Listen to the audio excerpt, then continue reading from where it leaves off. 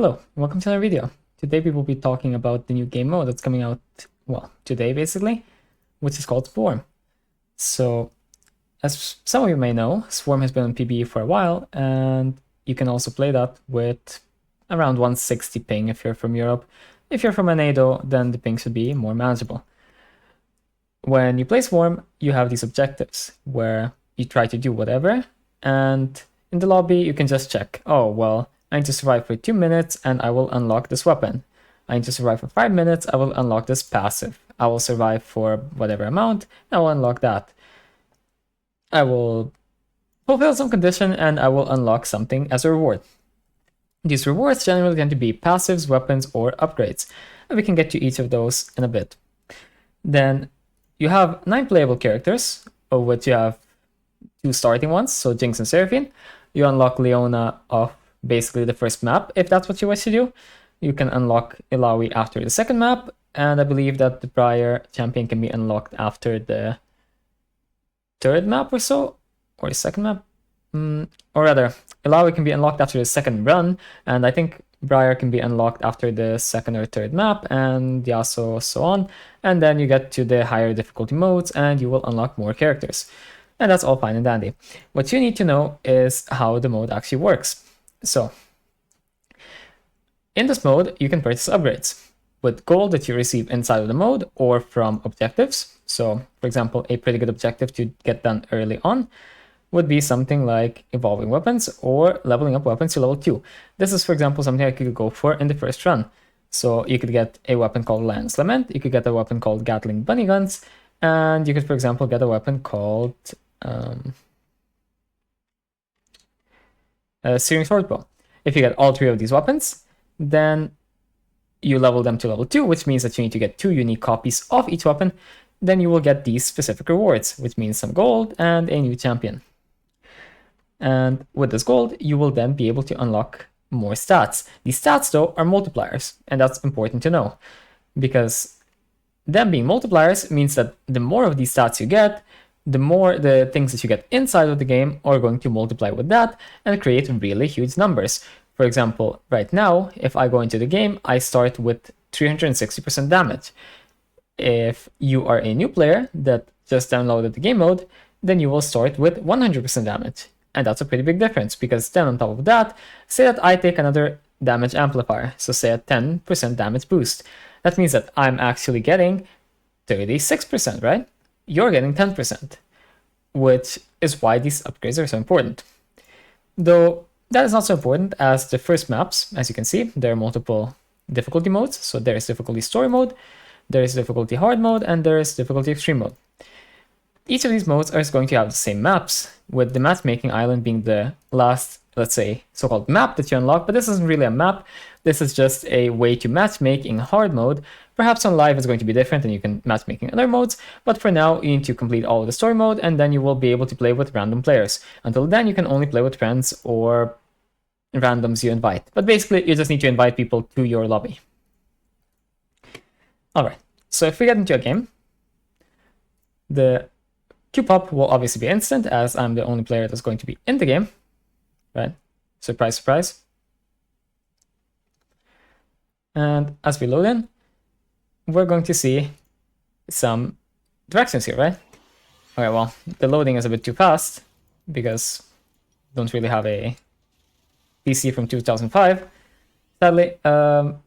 So, yeah. Basically, the thing that showed here is how you use your spells. So you have one spell on E, one spell on R, and then you have a weapon that's on 1. But you don't actually need to press 1, you just need to aim it with your mouse. At the same time, you also get these upgrades. These upgrades go into these stat slots, or rather passive slots. So you can pick an upgrade. Let's say that I decide to take health regen, right? That means that my health regen now goes to 22, and before this it was lower. Then you have enemies, and you try to kill them. So these enemies are going to die pretty easily because I went on story mode, which is the first map you go on, and this is where you're supposed to play with 100% damage. On this map, you're going to be able to, let's say, one-shot these enemies anyway, but eventually, if I spoil it a bit, you are destined to lose your first run, because your first run is not really going to be a win unless you're playing, maybe as 4-man it can be a win, but if you're playing solo or duo, it's definitely not going to be a win because you're going to get way too stat checked by the enemies. Though your second or third run could be a win. Okay. So then, what does Jinx actually do? The point of picking Jinx is whenever Jinx kills 70 enemies, she gains extreme decaying movement speed and 150 ability haste. Ability haste in this game mode is going to affect our weapons. So, for example, our minigun, aka Meow Meow, in this game mode is going to shoot way faster. And then if we get a new weapon, that weapon will also shoot way faster. Also, an important note in this game mode is, I'm not sure if it's going to be the same on live, but at least on PBE, if you have any kind of ping and you actually want to play this game mode, then what you need to do is, very importantly, quick cast all of your spells. On live, it's likely to be the same. If you do not quick cast all of your spells, you're going to have an input delay. So definitely do quick cast those spells. Okay. Then, if we really look at abilities, right? Jinx shoots out a barrage of bullets in a target direction. And then it says evolve and ability haste, right? And what does this evolve mean? After you get 5, let's say, levels or copies of an individual spell, and here you can see that this, rather, weapons, not spells, rather, this weapon has a mark that shows ability haste, and then it shows up, right? And this little mark means that the stat that I already have, which is ability haste, is the evolve condition for this weapon. Alternatively, you can also press tab, and it's going to show you all of these icons, right? And for example, you have damage, movement speed, ability haste, projectile count, and so on. And they're basically showing which stats you need to evolve which weapons. Now, the important thing, or rather, why this is so important, is because these weapons first get a lot of stats. So let's say I get this one now. These weapons are going to end up doing a lot more damage. So if we look, for example, at how much damage our Lannis Lamenting is doing, it's like 250, right? And this is going to be important later, because as we get back to it, if we get another level in this weapon, it's going to do a lot more damage, right? And ability haste is just going to make it shoot faster. At the same time, you can also take damage and so on, and that can augment that stuff. But if you press tab, you can see all of your stats anyway. So then, what is the point of evolving the spell? The spell itself will, of course, get stronger with each level, and the evolve, I believe, also makes it stronger statistically. But the main point of actually evolving the spell is going to be that you are now able to have an entirely different spell that is, well, let's just say a lot better than the default one, right? So this evolved Lioness Lament, instead of shooting to the side like this, is going to be a wide area that shoots to the side. Right? And it's going to shoot in both directions, and it's going to shoot as many times as your projectile count dictates, which is also going to be increased by further stacks of Lioness Lament. And if we look at this, okay, projectile count. So if we take projectile count, now Lioness Lament should, instead of shooting 3 times, shoot 4 times. As you can see, it shot an additional time. Maybe it even shoots 5. I don't know. Anyway, though, it's basically shooting another time. Either way. I didn't really count it before. Seems like it shoots, whatever, 4 or 5 times. Either way, with each level up, this is going to then shoot faster. Or rather, shoot more often. So you could say faster, I guess. You're going to get more of the procs of Lioness Lament in a shorter period of time. The way projectile count, for example, works is you get 1 stack of it, you get 1 extra projectile. You get 2 stacks of it, you get nothing. But you get a 3rd stack, and you get another extra projectile. And then it follows the same pattern. 4 stacks, nothing. 5 stacks, another extra projectile. So then this evolve condition is very important because we want our spells, or rather weapons, to become much better. Because here we have a Lioness Lament that is going a bit to the side, right? And it might hit some enemies. But would this spell not be a lot better if it goes all the way to the edge of the screen and it shoots in both directions every single time? I think that's a lot better as a spell, right? So then that makes a lot of sense. And how do we actually evolve these spells? So first of all, we need to get this spell to 5 unique copies. So we need this number that says 1 to instead be 5. That's going to require us to level up 5 times or pick up, or rather, level up 1 time, pick up 1 copy of this weapon, and then after that, pick up, say, 4 cards.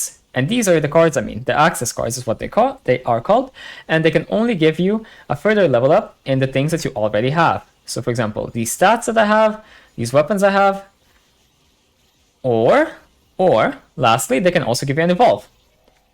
If you have the Lioness Lament or another weapon, say Bladerang, say Uwu Blaster, say Vortex Glove, already leveled up to level 5, that's going to then mean that this card, instead of giving you a further level, is going to give you an evolution. And these evolutions are guaranteed. Whenever you do have 5 and you do have the stat that you require, it's going to give you, well, you can guess very easily, it's going to give you the evolution, right? So then, these cards are quite good to leave on the ground if you're getting close to an evolution. Currently, for example, it doesn't matter, so if I pick up one of these cards, you can see it gives me one option.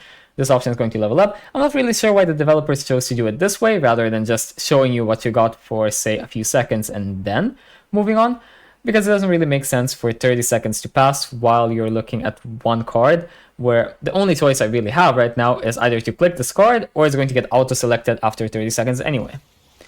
But maybe they wanted time for bathroom breaks? I don't know. Don't ask me, honestly. Either way, though, below that, below the evolution condition, you have some more text. So you have, for example, on this spell, or rather, weapon, damage, ability haste, crit chance, and projectile count. So what's that going to mean for us? That means that with all of these stats, this weapon will scale. So, wait, do I need anything? No. So, for example, if I now get crit chance like I did, then this weapon will now have a higher chance of critting. If I get damage, this weapon will now do more damage. If I get ability haste, this weapon will shoot faster. If I get projectile count, this weapon will shoot out more projectiles. You can imagine that's pretty useful. The same thing applies to this one. The same thing applies to this one.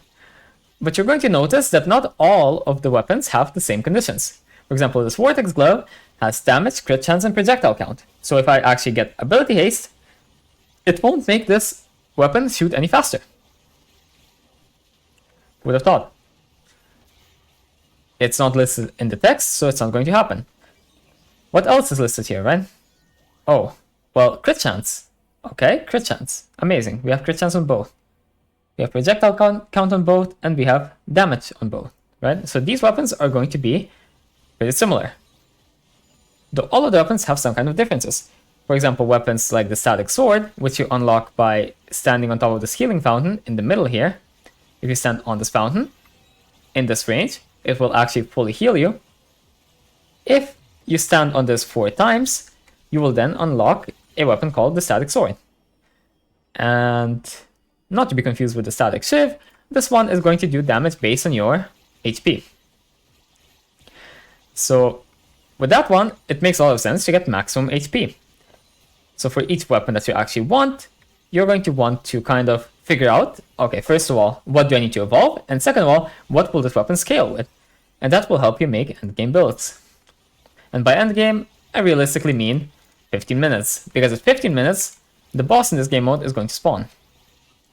And each boss is going to be unique to their map, and it's also going to be scaled with the amount of players. Rather the HP, the damage, and so on. At the same time though, every difficulty has their own scaling as well. So the story mode difficulty has the base HP of the mobs, and the base damage, and so on.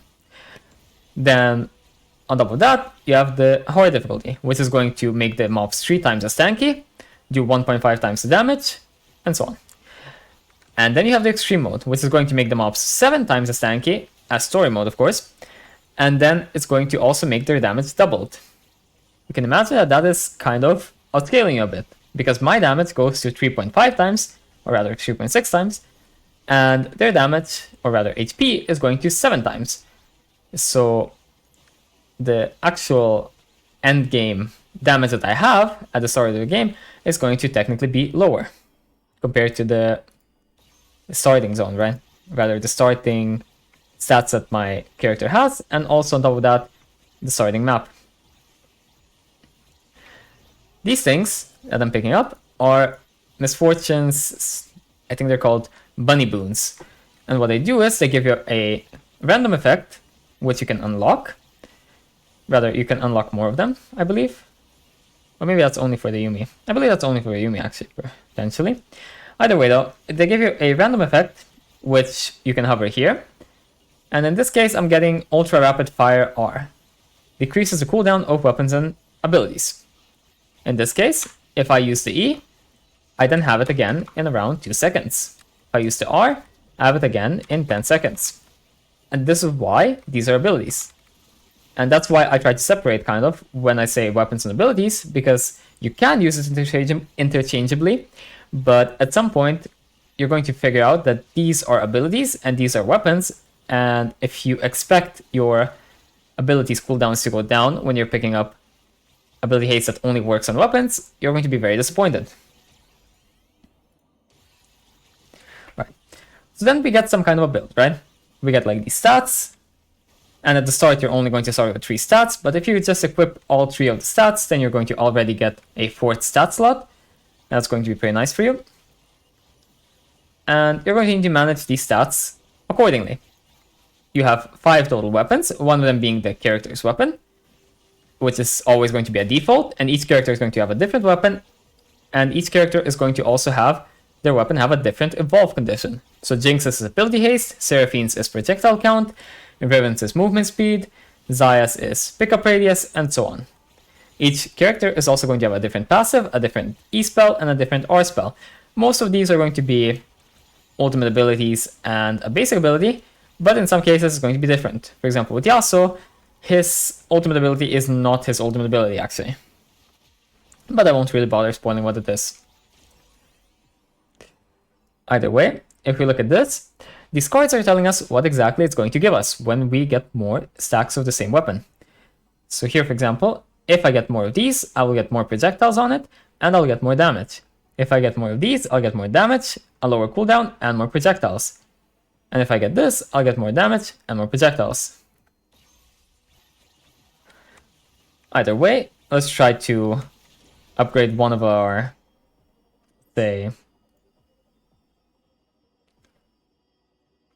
let's try to upgrade one of our weapons to level 5 so that we can then evolve it. And the big problem you're going to run into, if you're playing on ping, is that your character will start doing this. Where if you actually change directions, right, your character will start to teleport, or your character will start to spawn mobs on the screen that you can't really keep track of. Or your screen will start to teleport a bit, which is interesting. Though hopefully this is fixed on live by having a lower ping amount. Either way, as long as you are fine, you don't really want to pick up the cards, you will just leave the cards up and chill. And then when you actually need them, or you're struggling or whatever, then you can start picking up the cards. It's a pretty good idea to keep a few cards in reserve, though maybe not all of them, because you do want to clear the mobs as easily as possible, so that you clear as many of them as possible, so that you pick up as much XP as possible. Because every level up, you can imagine, is going to give you another point in your weapons, and it's going to give you another point in your stats. That is obviously going to be pretty good. Though it would be a pretty good idea, I guess, to explain where these cards really come from. So to get one of these cards, you are going to want to kill one of the either elites or the mini bosses. A mini boss would be a similar icon to this one, but not exactly, because this is an event icon. So here, if we look, an evolution, right? It says evolve, it gives us a little rainbow color, and then it says Tempest Gauntlet fires a second constant stream of projectiles that rotate around you. And if we look at this difference now, see? I now have 2 streams of projectiles, and it's constantly firing around me. And these are called mini-bosses. Generally, the mini-bosses are going to be a lot less dangerous than elites, though, ironically. The elites are the mobs that are glowing in either a red hue, a blue hue, or I think there was another one, but I'm not sure what the other color was. I'll try to find one. Shouldn't be too difficult. This is a Belvet trial, basically a trial where it's going to be pretty hard to survive, but if you do survive, you are going to get a bunch of experience, gold, and a free card. Though, as this is lowest difficulty, it's not going to be too difficult to survive here. Unless I teleport into one of these meteors. Which is a big problem that you could run into if you played on the PvE. But on live, this should be fine.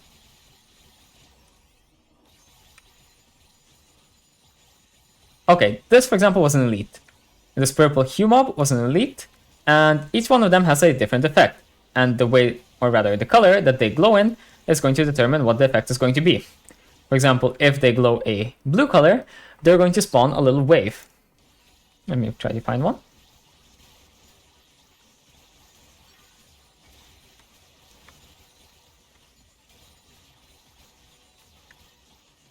I don't think I can. But basically, an elite with a blue color is going to spawn a little wave, which is going to travel in a direction and then do a decent amount of damage. Especially if you're playing on a difficulty that's appropriate for you. Then, red elite is generally going to have a little zone around them that's going to do a lot of damage. And then one of these purple elites, I think they are mostly just buffed, as far as I know anyway. I'm not really sure what they do otherwise, because I don't remember. Because I don't really group them like that, but that is how they do work in reality. Though I don't really think of it that way. Another thing to keep in mind is that when you go around the map, you're going to want to move as much as possible because these mobs can sometimes get stuck on walls. And you want to clear as many mobs as possible because that will increase your gold gain, increase your XP gain, and also just give you the most chances of winning. Who would have thought? At the same time, at the edges of the map, there are going to be these crates. Not only at the edges, but at the edges they're going to be kind of more common. These little crates can give you a few things. First of all, being gold. Second of all, being a healing orb, like here. You can sometimes see them through the crate, sometimes not though. Here, for example, we could see that the green healing orb was in it. And sometimes you can see a little rainbow glow on the crates, which means that there's going to be a rainbow orb inside of the crate. A rainbow orb then pulls all the XP on the map towards you, all the gold as well, and sucks it all up, which is going to mean that if you have a few XP upgrades or a few XP passives or whatever, you're going to level up a few times in a row at the same time. Generally, if you do pretty well, you can beat the first few maps in your first few runs, but after that it's going to get a bit harder on hard mode, especially if you speedrun the first few maps. You're going to have a bit of a harder time on hard mode as you are a bit behind in the, let's say, farmed gold rather than the quest gold. Though it's still very possible to win. This is a rainbow orb, as I was saying, and as I wanted to show. But it didn't really have much XP to pick up because I've been picking up most of the XP anyway. Then we have another evolution. And basically you just try to get as many evolutions as possible, as many levels as possible, as much gold as possible. And in the end, you will fight the boss, which spawns at 15 minutes.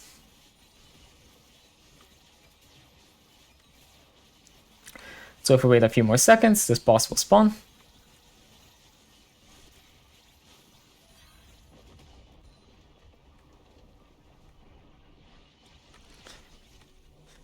And you can also choose if you want your ability to auto-target the enemies nearest to you, like I have right now when the thing is blue, right? See?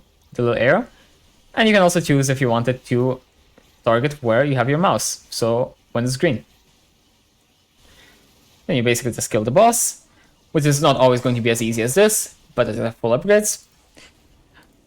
And then you get a victory screen, and then you move on to the next map. And that's kind of the general premise of this game mode. It's not really supposed to be a very competitive game mode, but it is a game mode that you can definitely do quite a few fun things in. Also, you can sometimes have little bugs. I don't know if the bugs are still going to be there, but for example, the Velvet trial that I showed, the little thing that gives a lot of gold and XP, is going to like bug into a wall. In that case, you sometimes just restart. and maybe you just FF instantly and you just have like a 2-minute run or something, because you don't want to deal with that. Though, if you're not finding the game mode like that challenging, then I mean, you can also just leave it.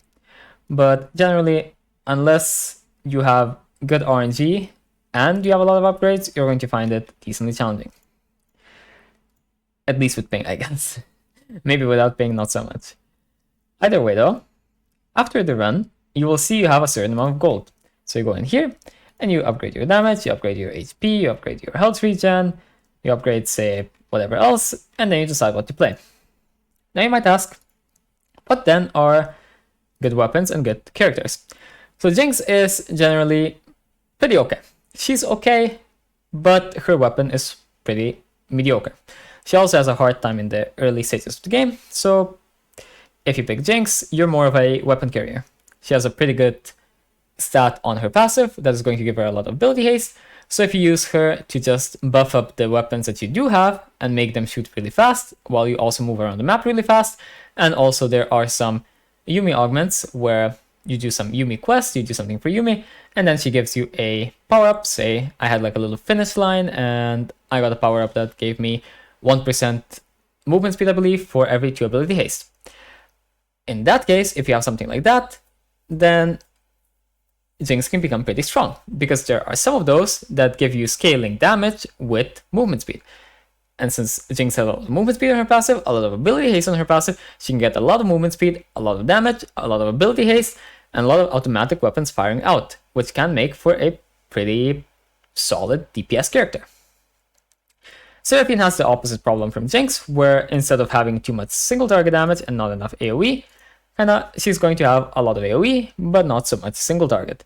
At the same time, Seraphine suffers from the issue that she needs an evolution really early, and she needs projectile count weapons. If she doesn't have those, she sucks, because her basic attack is basically Seraphine E, and she fires it multiple times. But then, if you don't have projectile count upgrades, you don't have projectile count weapons, her whole build doesn't make sense anymore. Leona's a very strong character, as she is very tanky, does a decent amount of damage, and her damage scales with defensive stats, meaning that she is going to have a really good amount of damage while also being very tanky, which is a pretty deadly combination. And she's going to be probably one of the best solo characters in the game.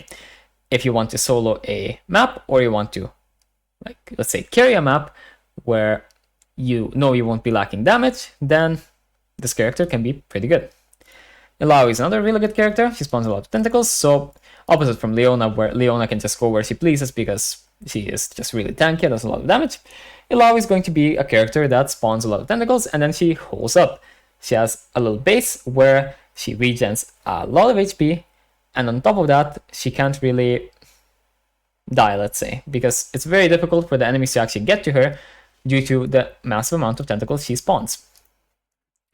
Briar is going to be a character who is going to be pretty good, generally. She's generally pretty good, but she has a massive issue where she can't really control her movement, as you might imagine, as she is similar to the one in League.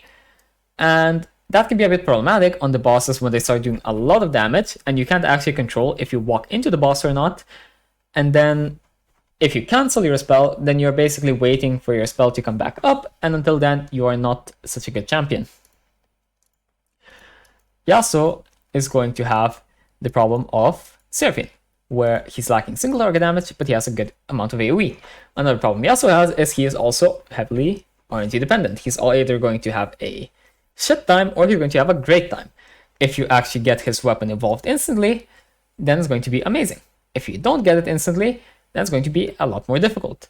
Yasuo is going to be a very volatile character, where you can have a lot of really chill runs, where you can basically just walk around the map and kill everything, or you're going to have a lot of runs where you can't really do much of anything and you just die before you get to that stage, because maybe you have too versatile of a portfolio on you, maybe you just, I don't know, got unlucky or something. I don't know. Riven is going to be one of the other best solo characters that I would say, as she is very good at getting a lot of XP, a lot of damage, and really being able to survive and get around the whole map. She also doesn't really have any bad maps, whereas the other characters do tend to have maps that are highly preferable and maps that are not so preferable, while Riven is going to have the situation where There are obviously maps that are a lot better for her, but she doesn't have like a map where I would say she is really bad. She's also quite decent to win on, especially if you have some extra stat upgrades on.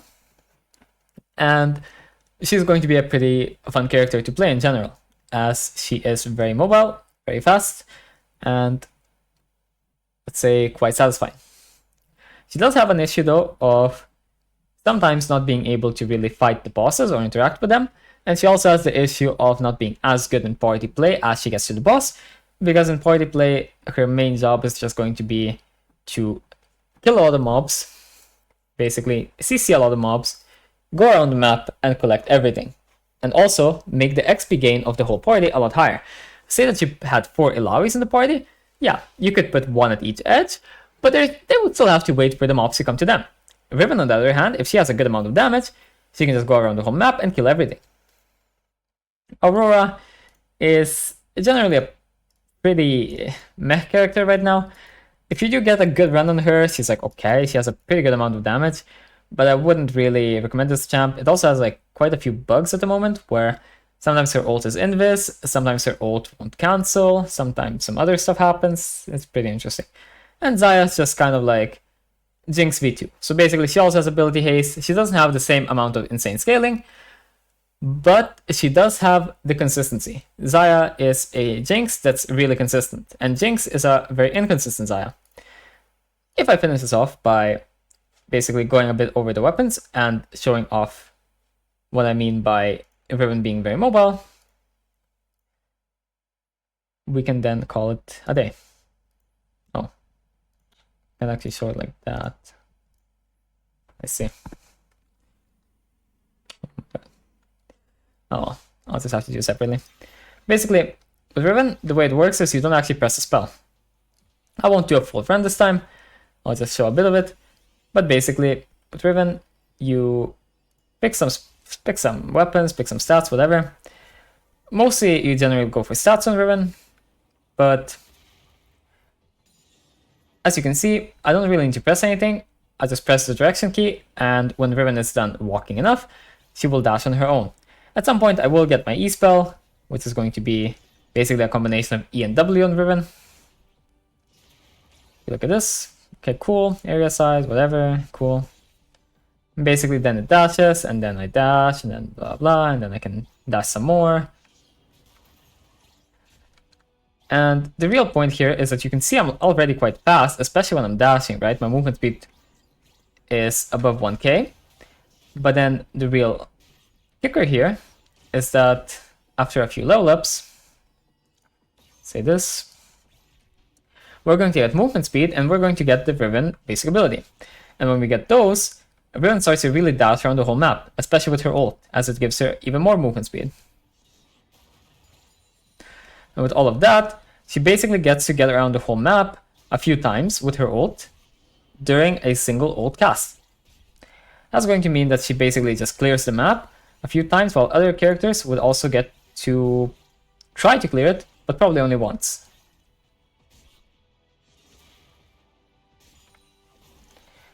So if we try to get the ult here, alright, so we have the ultimate ability, and let's say that we press the ult, and suddenly you can see that my movement speed is going 800 to 1400, right? And then you can imagine that this keeps multiplying and multiplying and multiplying, and eventually you end up at a point where you basically just run around the whole map and just one-shot everything, which means you're getting a lot more XP. As you can see, I'm already almost halfway to level 8, while it's only been 2 minutes. I'll do 5 minutes in this run, just so we can see what level I would get compared to Jinx, even though I wasn't like really actively playing on Jinx. But still. The Speech Ball, this was a really annoying event on Yuumi, because it went through walls. But as I believe they hard-coded it so that it wouldn't go through walls, it instead now ended up in a position where it just doesn't go anywhere when it gets stuck on a wall, which is not really ideal. I believe that it should just bounce off the wall or something, but I get where they're coming from. Then if we keep going a little bit, we're going to find that leveling up on this character is going to be very easy. We ult, suddenly 850, 1450. And the main issue that happens here is that because of ping, you start like teleporting on this character as you reach too much movement speed. On live, I believe you will also teleport if you reach too much movement speed on this character, but it's going to be a decent amount harder to reach that movement speed as it's going to be a decent amount higher. As at the moment, I have 166 ping, and on live, I will have 20. Some people will have like 40, 60 or whatever, but it's definitely not going to be like this. And even like this, it's definitely playable, and I've beaten all the content in the game, so don't worry about it. Even if you do have ping, you will still be able to win. Then yeah, you can kind of get the idea already. 3 minutes in, level 11. We're not really going to have any issues leveling up. The main issue really is just, do we get any RNG with us getting movement speed or not? And do we get any RNG with us getting our basic Riven spell, which also gives us movement speed? Either way, it's really fine. But basically you can reach around 2,000, 3,000, sometimes even 4,000 movement speed on this character. And the more you reach, the more you start to teleport, and the more you start to basically clear the whole map anyway.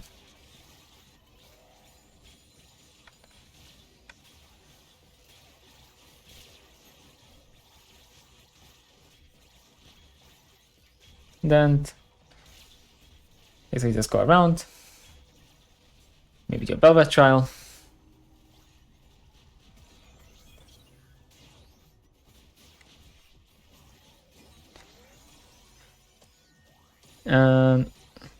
Okay, movement speed, more movement speed, more movement speed. And now if we look, 732, 1232, and we get one final ult, and then we can exit this.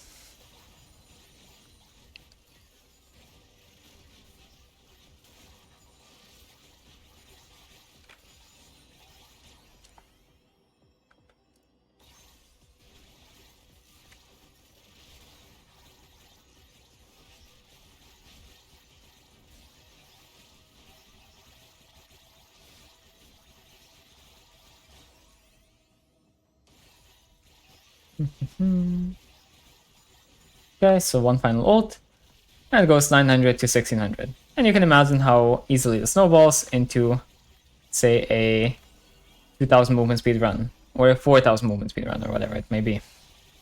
Another 50, some healing, some movement speed. Okay, we get the idea. And you can FF anytime, and you're going to get some amount of XP as well. So quite a big thing to mention, I guess, but I forgot to mention at the start. You do gain XP in this game mode, so you will be able to level up your accounts. And this is Summoner XP, of course, not Champion XP.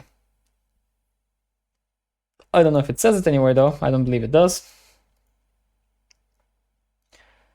But basically, every time you go through some amount of the game, you are going to be able to gain XP. I don't know what the minimum is, I don't know what the best way to get the XP is, but maybe it's the best to play 3 minutes in an FF, maybe it's the best to play through the whole game mode and try to win. I don't know.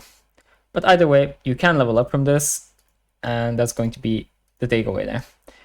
Lastly, I would like to show that you are, in fact, say, do I show this? I'll try to show it. Okay. Yeah. So here we have my screen, I suppose. Yeah. So you're going to start with a few weapons, and the weapons you're going to start with are the Searing Shortbow, which you want to take for level 2 so that you unlock more stuff. And then you're going to unlock the Static Sword, which is this weapon that I talked about. Fires lightning that bounces between enemies with the highest health, and this one is going to scale with max health, and it's also going to evolve with max health. And this is one of the first stats that you have unlocked, along with, I believe you have movement speed, damage, health, maybe not movement speed actually, but you definitely have max health, and you definitely have damage, and You definitely have armor. I know that you have these three. I'm not sure if you have anything else. Maybe you do, maybe you don't. Who knows? Either way, though, you're going to find yourself in a position where the first weapons are going to be pretty easy to evolve, are going to be the health regen ones, the HP ones, and the ability haste ones. And those are going to be pretty good generally. As you can see, these are the upgrades that you're getting from all of these, let's say, from these passive upgrades. And ability haste is going to be a flat one. Same way, health regen is going to be flat, max health is going to be flat, and that's why these stats are going to be pretty good at the start of the game, armor as well. But as you level up more and more, and by level up I mean get upgrades, you are going to find that the stats with percentages on them are going to be a lot better. So XP, duration, damage, not crit chance, because crit chance is kind of like a flat one, but it just happens to be a percentage. Area size, though, definitely. Pickup radius, and that's about it. You can see which ones you have unlocked by default. It says armor, damage, max health, and that's about it. So basically the ones I said. I did also say movement speed, but then I remember that you need to unlock movement speed. Then you also have all of these augments and so on, and you can check all of this stuff on the wiki. It has a bunch of stuff listed. It also has the upgrades, right? So you have max level of 10 on, or rather max level of 8 on the damage upgrades, max level of 5 on the armor upgrades, and so on. And you're going to try to, let's say, treat this as a sort of a sandbox where you figure out what are the good upgrades, what are the good stats, what are the good items, and then it's just like bullet hell game mode. You might also want to be careful a bit with matchmaking, as matchmaking did seem to be laggy the more laggy the people's game was, but that should be fixed if you're all on a fine ping. If you are, however, playing on a high ping, then I would recommend avoiding matchmaking and instead playing with friends, as that is a decent amount lower in latency for some reason. Either way, though, that's about all I had for today. I wanted to introduce this game mode that I've been quite enjoying recently. And if you enjoyed the video, then like and subscribe, and I'll see you next time. Bye bye.